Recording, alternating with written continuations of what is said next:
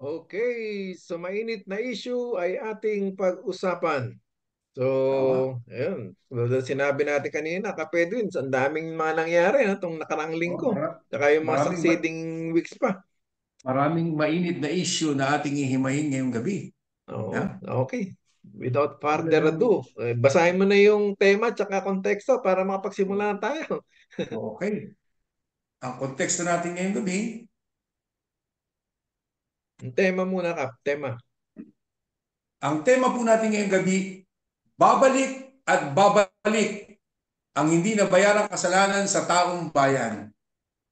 Dapat ay iba yung palakasin ng walang sawang ulit-ulitin ng sambayanang Pilipino ang kanilang sigaw na isakdal, usigin at parusahan ng pasistang kriminal, pati na sa kanyang mga kasapakat at lahat ng opisyal at puwersa ng pulis at militar na nasa likod ng mga kriminal na pag-abuso sa kapangyarihan.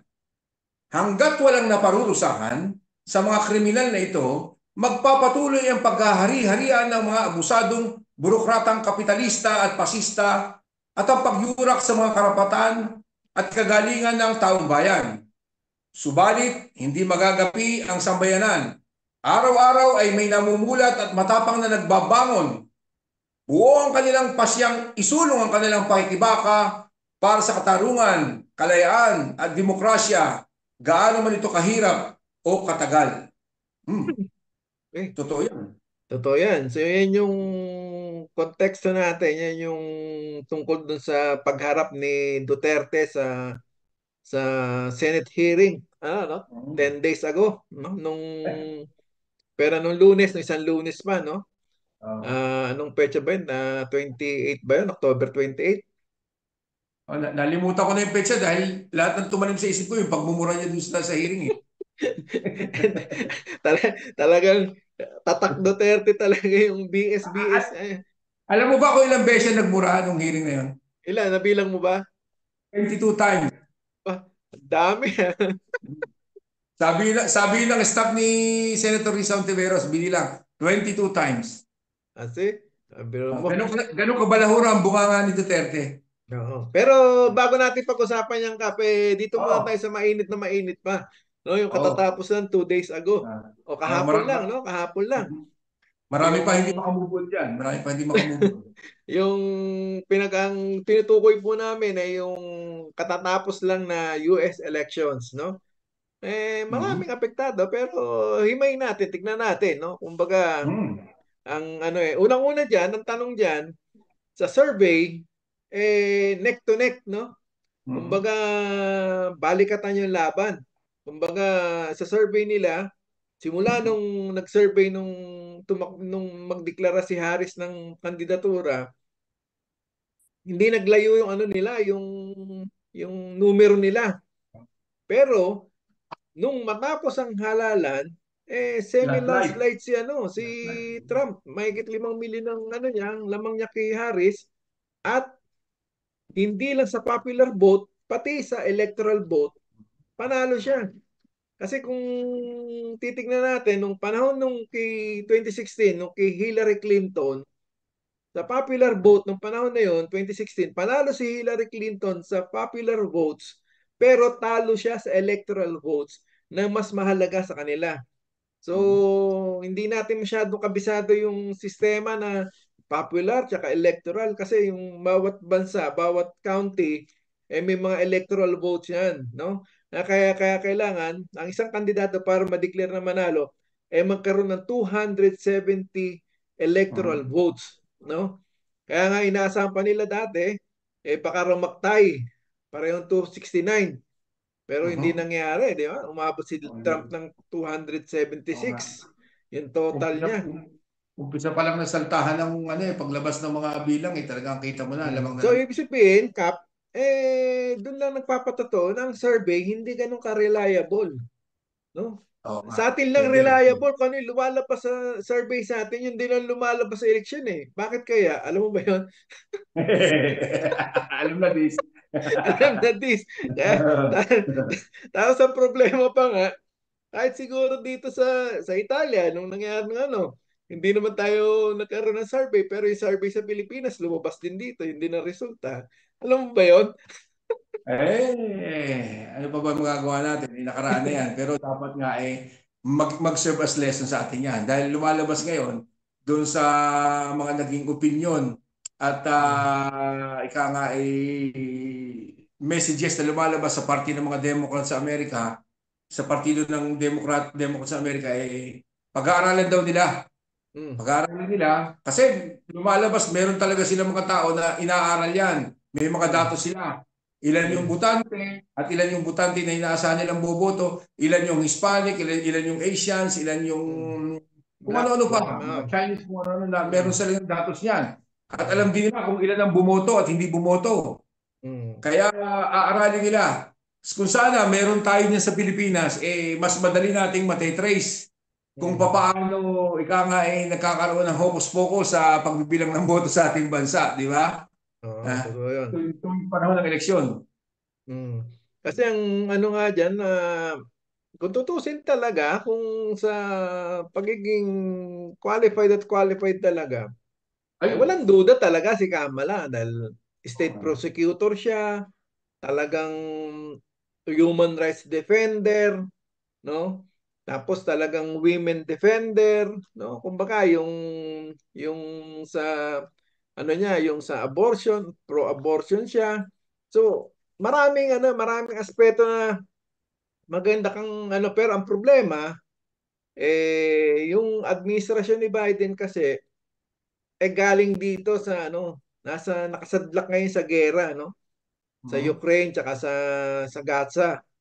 So yun Mhm. yung malaking factor na hindi nila inaasahan na yung mga dating Democrats, no? Tulad na sinabi mo nga kanina, yung mga Latin American, yung mga Black American, kung tutusin yung mga Black American, dapat 90% yan kay Kamala. Pero ang dami sumama kay, ang ano nga dyan, ang analysis nga ng mga political analysts, yung mga Black American, Spanish American, Latin American, Asian American, ayaw man nila kay Trump dahil ang ano nila, yung sa anti-war sila, napilitan silang ano doon, yung hindi mga bumoto kay Trump, bumoto naman doon sa mga tawag ito sa mga third and yung mga non ano kasi para po sa kaalaman natin hindi lang si Trump tsaka si Harris ang kandidato ha, apat sila, Yan.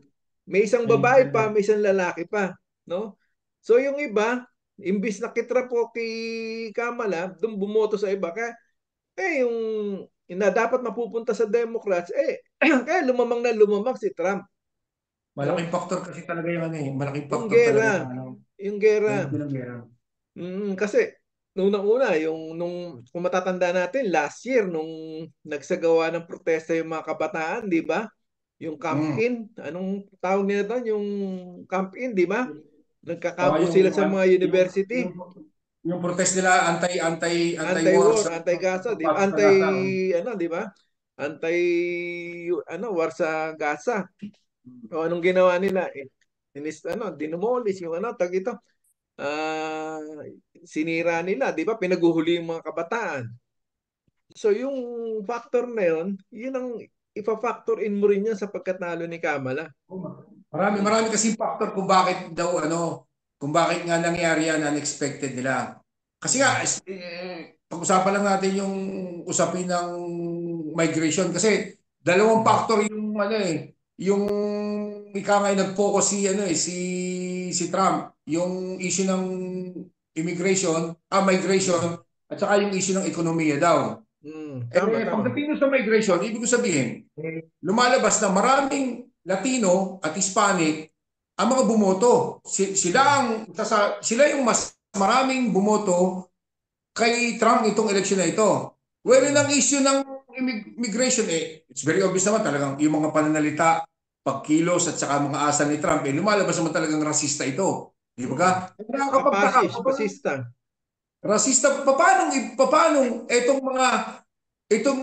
ika nga ito yung grupo ng mga mamayang Amerikano tulad ng mga Latino, Hispanic na siyang target mismo ni Trump, sila pa yung bumoto para kay Trump itong nakarang eleksyon.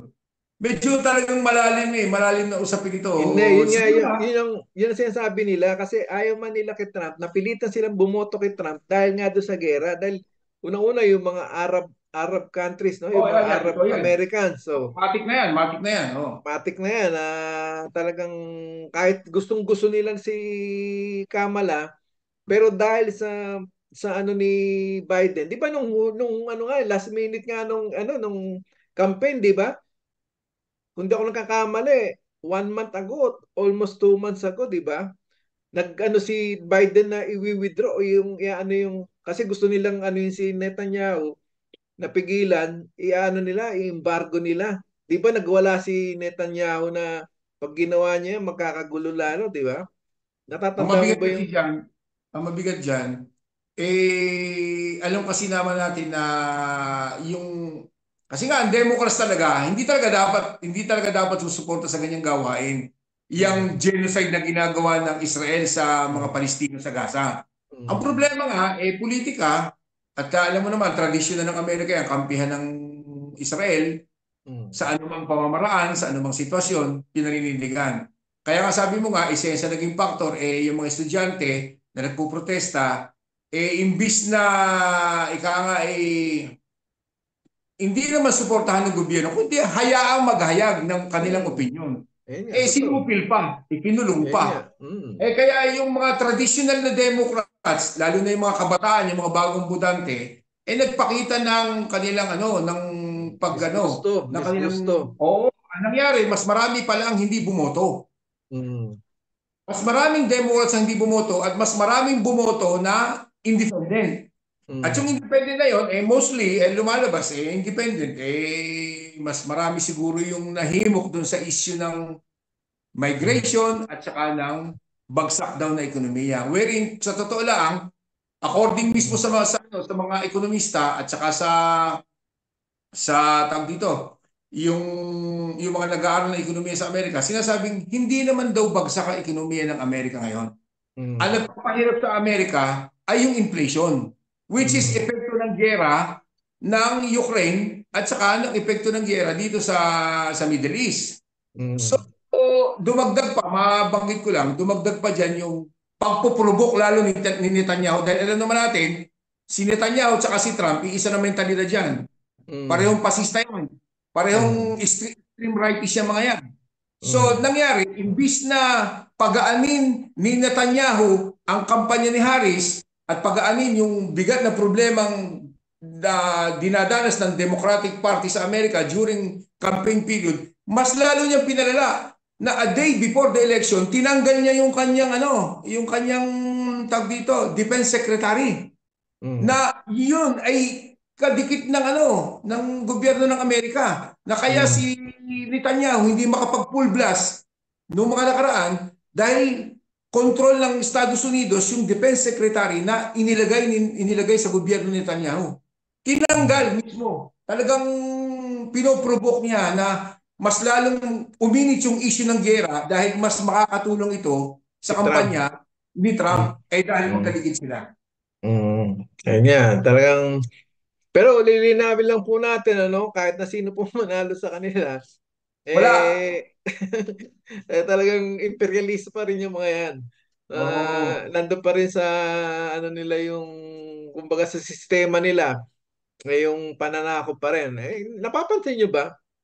Ang gera kay Democrat o kay Republican ang maupo, no? Panahon ni Clinton, panahon ni Obama, panahon ni Bush, Democrat tsaka Republican, pero may mga gera. So, Tatay ni katangian po Bush. nila yan. Yung Tatay ni Bush, di tatay ni ba? Bush, yung sa, Pinasok ang Iraq. yung, mm, yun ang ano dyan. So, ano lang tayo, kumbaga, chill-chill lang. Huwag kayo masyadong affected sa, Although, hindi mo makikisi yung iba. I was very disappointed dahil sabi ko nga, pagdating sa usapin ng Demokrat, nung ika nga yung eleksyon, mm, yung halalan, yung kampanyahan, alam ko na ang batayan ko, pagdating doon sa ika nga may respeto pagdating sa pagpili at saka yung pamamaraan ng kampanyahan at saka yung mga kandidato, yung Estados Unidos dahil yan yung bantayog ng demokrasya, di ba? Yan ang sabi, bantayog ng demokrasya ng mundo. Siya pa yung sheriff at modelo, kumbaga mundo. modelo. Mm. Oo, modelo. Nakakaano lang na meron ako mga mahal sa buhay na maaari magtampo, pero sabi ko nga, kung ako bilang kung sana ako butante bilang isang Amerikano, ay talagang hayag ako sasabihin, hindi ko kayang iboto yung isang Mm. tulad ni Trump na gano'n ang ugali, gano'n ang uri ng Mm. pangangampanya, gano'n ang uri ng pananalita, gano'n ang uri ng pananalita. Lahat! Pa- Totally talagang. parang nakita natin si Duterte Oh, kay Trump, nakita na di ba? natin yan ng 2016. Yan yung Tsaka estilo yung ng nung mga. sinabi di ba nung sinabi nung 1 week ago nung nag-comment si Trump na kumbaga parang ano yung pushile yung barrel kay Liz Cheney, di ba? Dahil Oo. yung At asawa saka niya. pati itong recently, yung daw mga ano, na minumusta niya na meron daw siyang merong mga salamin, yung mga bulletproof na Oo. nakaharap sa kanya. Tapos Mm. tinuro niya yung mga media. Sabi niya, Mm. kung ito mga ito dapat binabaril, sabi niya. O yung daw mga media na source ng fake news. Eh, siya ang source ng fake news eh. Di Yun ba? nga. Oo. Maraming bagay. At saka, yan yung trademark ng mga populist, ng mga Mm. extreme rightists, yung pagsisinungaling at yung pagtatanim ng takot sa mga tao. Mm. Takot yung Correct. italian nyo eh. Ganyan din yung discard ni Duterte. Kaya, Mm. effective. Effective. Mm. Kaya ang daming sabi nung iba, nakita ko pa sa social media para lang daw eleksyon ng Pilipinas yung nangyari. Kung sino pa yung matino, kung sino yung, 'di ba? Kahit naman sa campaign sorties, 'di ba? Makikita natin mas talagang dinudumog ng tao yung kay Kamala. Pinapakita yung kay Trump. Halos walang tao, parang yung kay Bongbong Marcos nung 2022, 'di Kaya ba? nga, O walang makita mo, tao. lahat ng mga prominenteng tao, artista, Oo, nakikamala academy, lahat. mga aktivista, lahat nandun. Mm. Kaya confident ako, sabi ko, makakahabol eh, di ba? Makakahabol eh. Mm. Pero wala tayong gagawa eh. Ang mabigat ito, yung survey nung a day before, yung survey ng lumalabas dun sa NBC, nung sinurvey nila, lumalabas na 90% ng Amerikano, Mm. desidido ng bumoto. Mm. Desidido na yung ibinot. Yung mga bumoto earlier, nakaboto na. Yung mga boboto Mm. pa lang, 90% noon ay 1 week ago, ginawa yung survey, desidido na sila. So talagang Kung noon, sino 1 week buboto. before pa lang ng eleksyon, olas na Alam na si nila. Kamala. Mm. Wala na talaga. Ano, hindi na, Ayun nga. hindi na nahilot. So kahit anong gawin pa ni Trump, maghubo pa siya sa harap ng stage at kung manlamas man siya na kung anong gawin na doon, hindi na rin siya talaga matatalo dahil decidido ng mga Amerikano. Si Trump ay boboto, di ba? Saka, Tulad nakita ni mo, Manny Duterte. Hmm? di ba, Lening, di ba, yung mga endorser niya, Katy Perry, sino yun, yung sikat na Taylor singer, Swift. no, Taylor Taylor Swift. Swift, oh, Tapos dumagos pa si si Jennifer Lopez dahil sinabi nga ni Trump na yung daw Puerto Rico ay lugar ng mga basura. Eh Puerto mm, Rican origin si si J-Lo, Oh, J-Lo, tapos ang majority ng boto ng Hispanic at Latino, kay kanino Trump. napunta? Oh, kaya nga medyo maraming aralin niya sa mga political analyst sa Amerika kung paano Oo, naging yan. ang dami na sirang analyst dyan sa Oo, nangyaring marami. eleksyon niya. Mm. Ang Pero, isa lang ang isa lang napakinggan ko na medyo konkreto at medyo may basihan yung kanyang mga sinasabi. Although ito na may lagi natin nakakanood yung assessment ni Ronald Llamas kanina doon sa isang talk show, yung kay mm, Christian Esguerra. oh, Bumabase talaga doon, tama yung kanyang, sa paniwala ko lang ha, dahil hindi mm, ko rin naisip yung una, tama nga naman, yung issue yung sa mga Pilipino, yung mm, mga Pil-American, maraming parte ng Amerikano, ng mga Pil-American ang hindi bumoto kay Trump sa issue mm, ng, lalo na yung Republican at saka kahit Democrats, sa issue ng relihiyon. Kasi alam mo, mm, yung issue ni Kamala Harris, yung tungkol sa abortion. mm. Alam mo naman tayo mga, di ba, mga, Mga Pilipino, mga die Katoliko hard. talaga, Oh. mga puro Mm, Katoliko. So, yung issue ng abortion ay tabu yan. Kaya isa mm, yan sa mga naging dahilan daw kung paano yung mga Pilipino, whether Republicans or Democrats, nagdalawang isip talaga mm. na suportahan ng Democrats sa isyong yan. So kaya mas maraming bumotong Pilipino Kay Trump. dahil sa issue ng abortion. Mm. Ayan nga. Talagang Pero ganyan. bago natin tapusin tong issue ni Trump, ano? Mm. Meron lang akong tanong. Alam ko ba rin ang mga ano lang, mga constitutionalist lang sa Amerika makakasagot ito? Dahil ang Mm. lumalabas na, tawag ito yung batas pagdating sa paghahalal ng Pangulo ng Amerika ay may term limit na 2 consecutive. Mm. Nanalo si Trump noong 2016. Mm. Tapos naputol lang isa. Nanalo uli ngayon. Yung second term niya, merong agwat na isa. So paano yan? Qualified pa ba siyang tumakbo sa 2028 as president? Yun yung, Tingin ko kung sa constitution na, hindi natin sigurado, no? Pero kasi kung mahirap pa pagbabatayan rin. natin yung technicalities ng Ah. ng consecutive, pagiging consecutive, eh hindi siya consecutive kasi O kaya nga, naputol eh. Oh. kaya nga, Kaya kung ano, maaring mare-elect pa siya sa 2028. maaari Kaya nga, maaari maaring nga. 2028 baka magkaroon ng part 2 ng Trump tsaka Kamala. Oh. Malamang O yan, baka, sigurado. baka iba na, baka ano na, baka iba na. Siguro marami pang mangyayari. Tama yung sabi. Marami pang lalabas, marami pang Mm. mangyayari. At Mm. marami tayong sana, ika nga marami tayong hindi na-expect na nangyari itong kampanyahan at eleksyon sa Amerika. Mm. At mas marami pang, ang problema lang kasi dyan sa nangyaring eleksyon na yan, hindi lang naman mga Amerikanong apektado. Mm. Apektado ang buong mundo. Apektado lalo na dito sa Europa. Yung sa kalukuyang kaguluhan na nangyayari dito sa Europa, sa giyera ng Ukraine at kung ano-ano pa, mga instability, politika at Mm. giyera, apektado dahil doon sa mga naging statement at saka policy ni Trump noong 2016 pa at saka ngayong campaign period, sinasabi niya, talagang babawasan niya kung pwede alisan niya ng pondo ang NATO. Which is yung NATO ay napaka-importante sa mga European. Mm. Apektado tayo habang tayo mga migrante dito sa Europa ay nakatira dito. Kung mangyayari yan, mas magiging patuloy ang instability sa usapin Mm. hindi lamang ng giyera kundi apektado ekonomiya. Alam naman natin lahat na ang kung ano man yung dinadanas nating problema ngayong pagtaas ng bilihin dito sa Italia at saan mang panig ng Europa, ayan ang epekto ng giyera sa Ukraine. So kung magpapatuloy ito dahil lamang sa pag-aalis ng pondo ni Trump sa NATO, magiging mahirap para sa atin yan. Correct. Mm. Okay. So, Kapedo, isang ano muna tayo bago tayo dun sa mainit na balita sa atin sa Pilipinas. Lulunok muna kami ng konting tubig dito.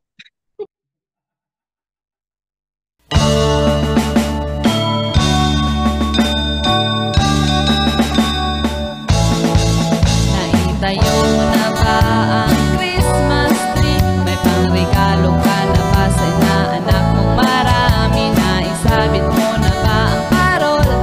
Sa okasyong ito, di ka na ba magagahol? At sa pagkakataong ito, kami naman ang babati. Sana'y may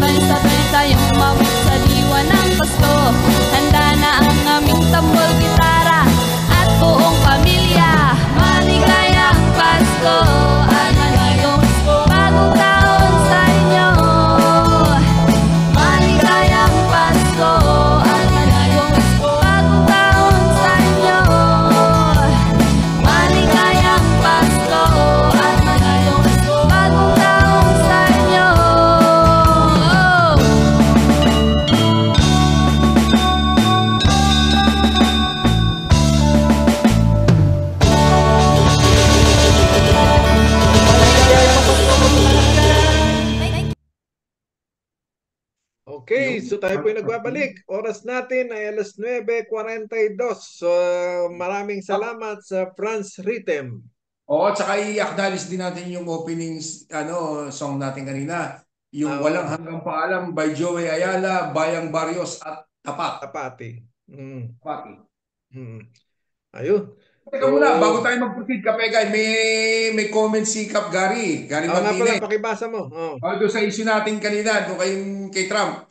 Sabi ni Kap Gary Martinez, mas lalong malalagay sa alanganin ang kalagayan ng mga kababayan natin na nasa US na umaapila sa kanilang katayuan bilang immigrant dahil sa magiging policy ni Trump pag-upo nito. Totoo yan. Tama. Totoo yan. Marami tayong kababayan na ano pa yung ika nga pinapractice pa lang. At yung iba naman matagal na parang nag-aapila na magkaroon ng status, mabagong status nila into permanent resident. Di ba ka? Malamang anyway, ginusto nila yan Ano magagawa natin, di ba? Ayun nga. Lagi natin sinasabi, buntot ninyo, hila ninyo. Di ba?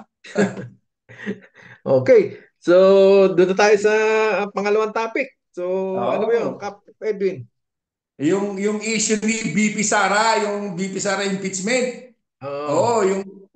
Yung naging hearing kanina doon sa komite ng good governance sa mababang kapulungan na kung saan tinalakay yung tulad ng laman ng ating balita kanina, yung mga confidential fund noong 2022 at 2023 ng Office of the Vice President at saka ng Department of Education, Culture and Sport. Matagal lang iniimbitahan, nakadalawang invitation na doon sa mga staff ni BP Sara. Wala na yung DEX. Dati yung DEX ng araw yun. Yung Department of Education, Culture and Sport. DepEd na ngayon. Meron isang vlogger na nagsabi, sa dinami-dami ng tawag dito ng ano ba kayong mga taguan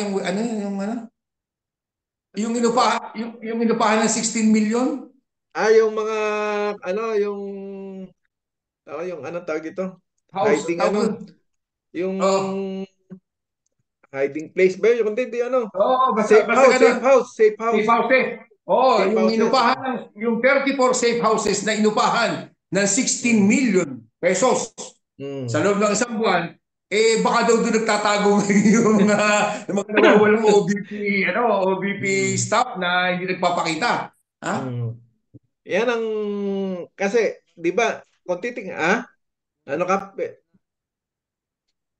Pedo? Nasa US na. Yun nga, ang nga natin dyan ang akala natin, di ba, yung naging highlight nung unang mga pagdinig sa Quadcom, no? Yung 125 million spent in 11 days, no? Noong 2022. Na yung parang, sabi ko nga, tingin ko doon parang pinakabitag ni Marcos Jr. kay BP Sara. Pero hindi lang pala yun. Hindi lang yun. Dahil noong 2023... Barya lang pala yun. Barya lang pala yun. So nakita natin yung yan ang problema po kasi sa atin, no? Kasi yun nga, kung sana nakasama natin sa talakayan ngayon yung si Kong Brosas o si Kong Castro, yan ang gusto ko itanong Kasi po, sa budget sa atin, pagka yung, lalo na ngayon, itong bago matapos ang taon, meron ng tinatawag na GAA, no? General Appropriations Act, o yung isa sa batas, yung magiging pondo ng bansa natin sa 2025, which is ngayon sa next year nasa 6 na trilyon yata o 7, no? So sa budget po, no, sa appropriation na tinatawag, may tatlong klase yan. Yung una, yung normal o yung pinaka-budget talaga ng mga iba't ibang ahensya, no? So yun yung talagang program budget. Yun yung budget ng DPWH, ng DepEd, etc. ng So yung program. Meron tinatawag na automatic fund o automatic na pondo. Yun yung ilang porsyento ron pinambabayad sa natin sa international debt, sa panlabas na utang. So automatic yun. Taon-taon yung tinatanggalan tayo ng para makautang uli, no? At yung ikatlong klase, yung unprogrammed fund, no? Kung mapapansin nyo, yung ginawa ng bayan muna na pag call sa Supreme Court para maglabas ng TRO, naglabas nga ng TRO ang para dun sa 90 billion na pondo ng PhilHealth, no? 'Di ba binawi, inilagay sa National Treasury, ilalagay 'yon sa unprogram. Kasi ang unprogram fund po, yung pondo, yan yung tinatawag na ngayon, modernized pork barrel. Oo. Pare. Yan yung PDAP ngayon. Kasi di ba pinagbawal na ng Supreme Court yung PDAP, no? Yung Priority Development Appropriation Fund, no? Yung pork barrel na kung tawagin, pinagbawal na. Ngayon, ginawa nila ng paraan. Gumawa sila ng mga unprogram. Ha? Yan, sa unprogram, tapos yan, dyan yung mga confidential, intelligence, kung ano-ano pa. No? So, mga hindi na-account yun, hindi kino-question ng COA yun. So, ang dyan, ang problema, doon sa tatlong sinabi natin, talamak ang doon, talamak ang korupsyon, Tumalya. anomalya. Biro mo, tulad ng sinabi mo kanina, no, yung sa yun yung nasa program fund yun nakaprogramang pondo yun. Kita mo, ginawa nila ng paraan. Ang tanong nga dyan, yung sa automatic, yung pinagsigurado ba tayong naibabayad lahat sa sa utang? Di ba? Maaari sabihin na, ito binayad natin sa utang, pero binayad ba lahat? So, ando na yun. Lalo na sa unprogram. No? Yung mga unprogram na pondo, mas lalong madaling hokus-pokusin yan.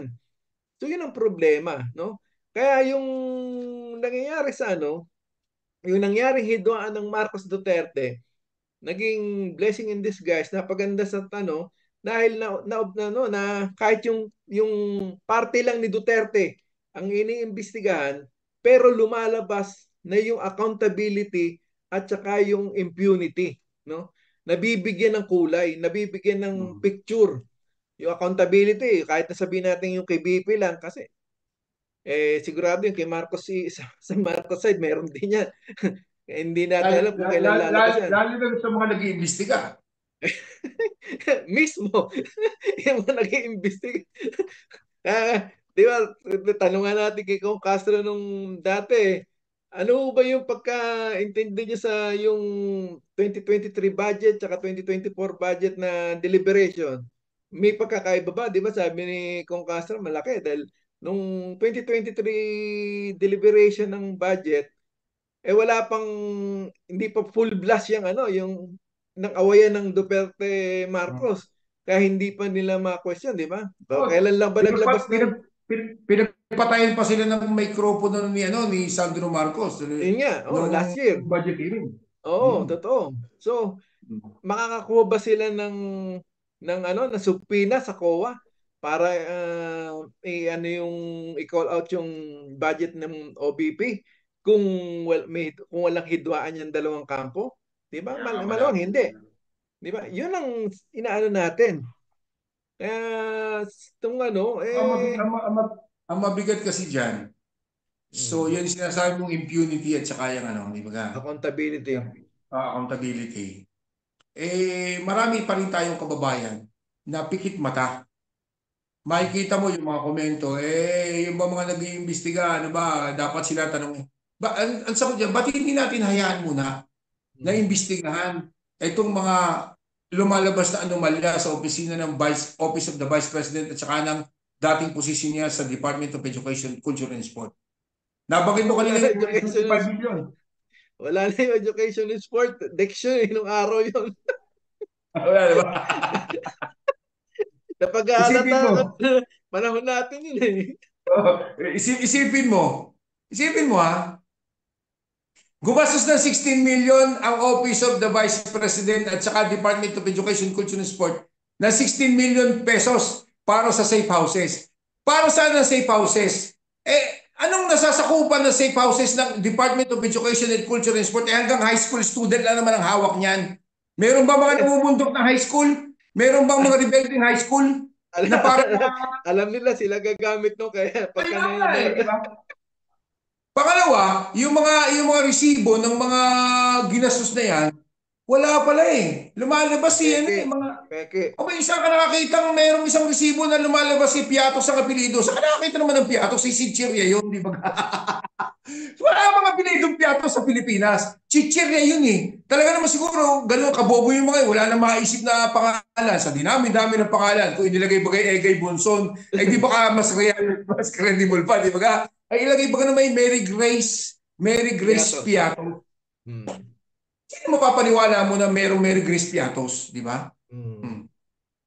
Talagang Ayun, malalim. Sana matuloy ipagpatuloy ang anong yan. Kasi nga, oh. although, alam naman natin na walang malinis dyan. Meron bang malinis nila lang, tulad ni na Representative Castro Brosas at saka yung Makabayan Group sa Kongreso. At sa Senato naman ay si Risa Ontiveros. Pero lahat na, sasabihin ko na, kaya kong panindigan yan. At tayo naman ni Dito na tumanda at pumuti ang buhok, alam natin ang kalakaran ng mga yan, di ba ka? Alam natin ang kaliskis ng mga yan. This time, siguro naman kung mabibigyan ng pagkakataon na ma-achieve natin yung impunity at Accountability. sa usapin ito ng pag-iimbestiga sa opisina ng Vice Presidente, mapagbayad ang mga dapat magbayad na nagnakaw sa kaban ng bayan. Yung accountability Kap, Yan. yun yung accountability, yan yung sa mga sa graft and corruption plunder. Yung impunity, yun yung sa EJK, extrajudicial killings. Kaya nga, ibig sabihin, yung accountability sa usapin ng pera ng bayan na lumalabas ngayon ang sangkaterbang mga pruweba at patunay na pinaikot ang pera ng bayan ng opisina ng Office of the Vice President at saka ng Department of Education, Culture. Wala na yung sport. Ibig sabihin, kung ito ay magpuproceed at magkakaroon ng resulta, maraming matatakot na ba? Pwede palang mangyari talaga ito, di ba? Pagka hindi nila panahon, lalabas at lalabas yung baho nila. Oo, kasi nakakaano yung usapin ng yung usapin ng accountability. Kasi although dati tayo sa usapin ng EJK at saka nitong nung kay Duterte. Kasi yung accountability at saka yung impunity, talagang magkasama yan eh. Kasi kung hindi mapanagot, ang daming mga dating nanungkulan sa ating bansa ang hindi napanagot. Tulad ng kaso ng ina ng ating Pangulo ng Bansa, ito ay convicted yan sa Sandigang Bayan. 7 times, 8 times. 7 times. Na lumalabas ng 11 years atang isa, lumalabas, mahigit 80 taong pagkakakulong yan o 70 taong pagkakakulong. Nasan ngayon? Diba? Isa lang yan sa maraming kaso ni Imelda Marcos. Si Enrile. Ha? Na kung saan nasakdal sa usapin ng PDAP na yan kay sino yun? Si babae? Ang tawag dito? Napoles. Yung isa pang maepal na si Jinggoy. Yung isa pa na si Rebellion hanggang hindi pa binabalik yung 120 million na pumasok sa account niya. Di ba? Walang sala, pero sabi ng korte, ibalik mo yung 120 million na pumasok sa bank account mo. Aba, hindi pa binabalik ngayon. Tapos yung mga Pilipino, sinayawan lang, binoto na. Di ba? Maraming mga politiko at mga dating lingkod bayan daw ang nakasuhan si Gloria Arroyo, di ba? Sila rin yung magkakasama, sila rin yung magkakaibigan, birds of the same feather, di ba? Pero lahat sila nakalusot. Kaya kung ako tatanungin, ililinis ko lang ng konti, kung yung kaso ni Duterte ay lilitisin sa Pilipinas, hindi ako naniniwalang may mangyayari. Dahil kung babasihan ko yung mga nangyari doon sa kaso ng mga Marcos, kaso ni Arroyo, at kaso ng Enrile kung ano-ano pa, pinatatagal lang yung kaso dinidelay lang. Strategy nila i-delay, tapos pagdating ng panahon may umupong kakampi, lahat yan hugas. Di ba ka? O pagdating ng panahon, si Duterte kung buhay pa, makasuhan mo ng yung mass murder na yan na genocide na ginawa niya sa 31,000 kinatay ng EJK. May mangyayari ba? Wala. Ang pag-asa lang talaga natin na maparusahan yan at mabigyan ng hustisya, yung 31,000 Pilipino na pinatay ng walang hustisya, isa isisipag dito sa Pilipinas. Parang wala tayong inaasahan. So ibalik mo, sorry, Rapalis, ibalik na natin kay Sara. Ano ngayon ang magiging, ano kayo sa tingin mo ang magiging resulta niyan?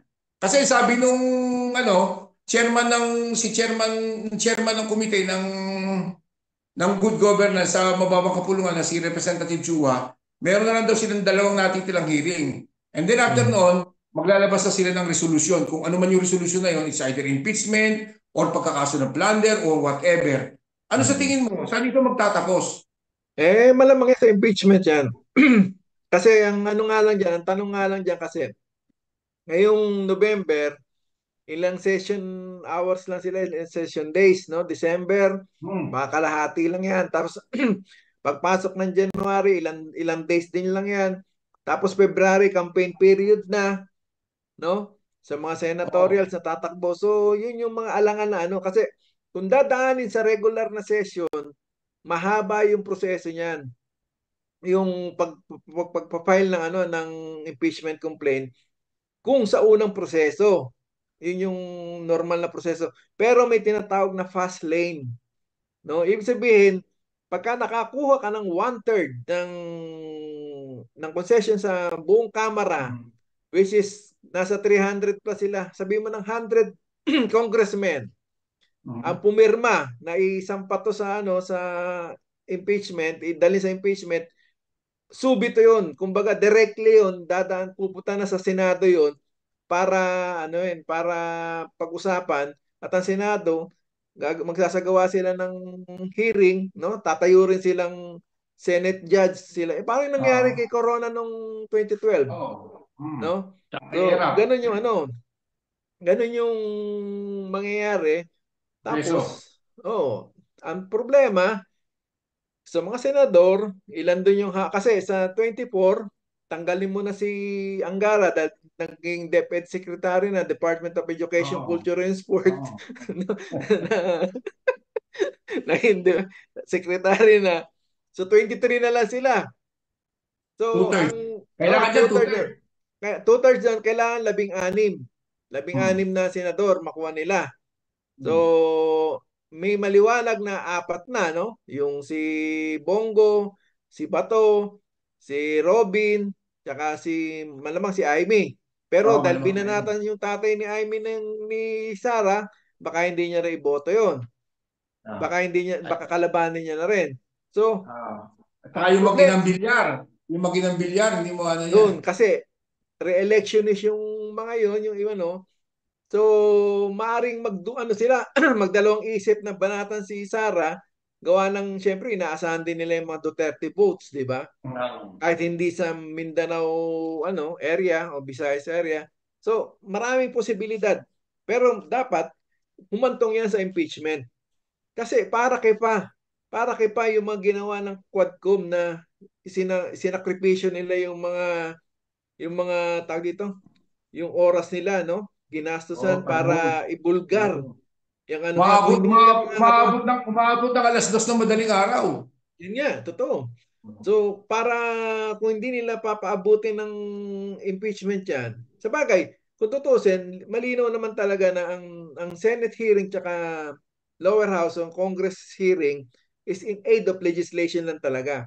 No? Talagang hindi naman niya korte.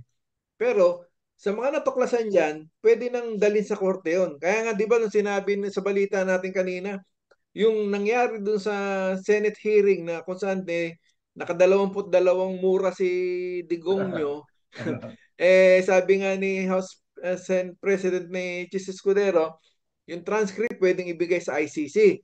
Which is correct naman. At dapat lang. So, yun lang. Dahil public document yan, open sa lahat yan. Open sa lahat. Di ba may pinirmahan ng batas si Duterte na yung FOI ba yun? Yung Freedom of Expression. Freedom of Information. Freedom of Information. So, isa yun sa mga yan. Pwede open ang lahat para sa public documents. Oo. Kaya yung nangyari sa Senate naman, si Duterte rin ang nagpako ng huling pako sa niya. Inamin niya lahat doon. sabi, siyempre, yung mga tagapagtanggol niya, sina Bato, sina ano, ano yun? Yung hyperbole. O joke-joke Oo. lang yun. Hindi ka Ay, pwede ay, mag-joke-joke de under oath ka, di ba? ayun Sabi yung nga ni mabigat. Yun yung Chis mabigat. Escudero, hindi ka pwede mag-joke-joke dyan na under oath ka. Ibig sabihin, Oh. parang husgado na yan. Lahat ng sasabihin mo, pwedeng gamitin laban sa'yo o pabor sa'yo. Di ba? Na under oath ka eh. Mm. Yan ang... Ito pa yung yung usapin naman ng yung mapunta naman tayo dito sa usapin naman ni... So, Teka, teka muna. Kap, sandali. Yung Tapusin mo muna tatapusin ko lang. tapusin mo muna yung kay VP Sara. Oh, hindi. Hindi, tapusin ko lang yung kay Duterte ha. Isa na lang. Oh. Yung kay Duterte, hindi mo ba napansin kung bakit sinabi ni Duterte na I and I alone will take the full legal responsibility on this? Sabi niya, di ba? Bakit? Mhm. Gusto niyang si Bato tsaka si Bongo. Kumbaga, nagpapakabayani si Duterte dahil alam niya matanda na siya. Kung siya lang yung Mhm. baka magkaroon ng humanitarian grounds na siya. Katulad ng ginawa I kay Rile. Oo, katulad ng ginawa kay Enrile. So, maaring yun yung plano nila o maaring sinet up din siya ni Bato tsaka ni Bongo na para sabihin niya yon at para malibre sila. Yun lang. Ang mabigat noon, ay di sabi niya, I and I alone will take all the responsibility. Tapos bumitaw na, yan, si Bato, DDS yan, di ba? Ano yung sinabi? Ano yung DDS? Ano yan yung Yung Double DDS yung... Death Squad. Oh, merong death squad yan, di ba? May death squad yan. Eh, paano? Eh, di inilubog din. Kaya itong Bato, takot na takot ngayon na mapapunta sa ICC yung certified Transcript. transcript ng Senate nung hearing na yun dahil alam niya siya itong mabigat na ebidensya against him. Di ba? Oh, correct. Okay, sige, balik tayo kay Sara Kap. Yung issue naman ni Duterte kasi napag-usapan na nga nabanggit mo nga kanina umaten sa Senado. Kanina na ano ko rin galit na galit yung mga kongresista. Lalo na yung si Paduano na ano yan? Bakit kasi yung abogado niya na sumula na sabi na after ng panahon ng undas, aaten daw si Duterte. Ngayon, nagpasabi na si Duterte through his lawyer na hindi daw siya dadalo dahil hindi raw naman credible yung ginagawang hearing ng Quadcom. Ang tanong, ano ang susunod na hakbang ng lower house? Dahil nagagawa nila doon sa ibang ordinaryong resource person nila at mga iniimbitahan na i-contempt pag hindi umaattend. Tulad ng ginagawa ngayon dito sa mga leader, dito sa mga dating tauhan ng Department of Education ni Sara Duterte. Di ba? Inimbitahan ng isa, dalawa. Sa pangatlo, contempt na ito. Di ba? Ilang beses nila inimbitahan si Duterte, nakatalwa na. Sa pangatlong iimbitahan pa rin ba nila? Ngayon, ang tanong ng mga tao, ngayon nyo ipakita yung angas ninyo. Kung totoo nga ba na talagang kayo ay sincero sa inyong ginagawa na maimbestigahan at ilabas yung katotohanan at magkaroon ng bunga yung ginagawang Quadcom hearing patungkol sa EJK, di ba? Kasi yung Quadcom marami yan merong Pogo, may kung ano-ano pa, pero nakatutok talaga sila dito sa EJK at kung ano-ano pang iniimbestiga na kinakalkal talaga nila. Pero as long as hindi nakakadalo si Duterte, parang kulang. So ano ngayon? Kaya bang i-contempt ng lower house si Duterte? Kasi di ba ang pinaka-highlight dyan sa Quadcom sa EJK yung kay Garma, di ba? Tsaka yung kay Leonardo. Na tinuturo ni Garma ang pasimuno talaga, ang pinaka-mastermind si Duterte. Kaya kung hindi nila makukuha yung panig ng Duterte sa kumbaga nakahang yung nila, investigation nila. Hilaw, kulang. Ilaw. Kumbaga kasi na medyo mahal manis, di ba? Kung tawag sa Tagalog, mahal manis. Hindi maganda ang luto. Medyo bigas pa. Alin ba sa hilaw o malabsak ang dating, di ba? Kaya dapat talaga makuha nila ang panig niyan. Nakakapagtaka lang kasi na ito, gagawin ko rin ito ng isang episode ko sa Tambakol ko ito Ang tanong ni bakit ganito, di ba? Bakit ayaw umaten ng mga Duterte? Iisang diskarte nito mag-ama, tinatakasan ng mga hearing. Hmm. Ayaw sagutin ang tanong ng mga nag-iimbestiga sa kanila. Samantalang, magbigay tayo ng isang example, nung si Yumaong dating presidenteng Pinoy, si Noynoy Aquino, pinatawag ng Pumunta. Kongreso, Oo, pumunta. umaten. Hmm. Oo! Sabi niya, umaten, taas noon, nanumpa talaga siya doon, walang sabi, a-attend ako, humarap-harap ako. Humarap siya sa Kongreso, sa lower house at saka sa Senado. Di ba? Wala siya nung special treatment na tulad ng ginagawa ng mga yang binibig. Kasi sa totoo lang, kaya malakas sa loob ni Duterte dahil ang daming ibinigay na pribilehiyo ng lower house from the very start ng hearing ng Quadcom na yan. Dapat nung umpisa pa, talaga nagsabi na sila, kung hindi ka dadalo, aba, ay hindi ka na presidente, wala ka ng immunity. Immunity. Oo. Whether you like it or not, kailangan sundin mo ang batas ng lower house pagdating sa investigasyon ganito. Wala eh. Nagbayit-bayitan sila, nagtakot-takutan sila. Yan. Ay di sila ngayon ng kinakain sila Nabitin. ng buhay ni Duterte. Oh. Hmm. Ayun nga. Ay, nako. Okay. So, alas 10 na, Kap. Kita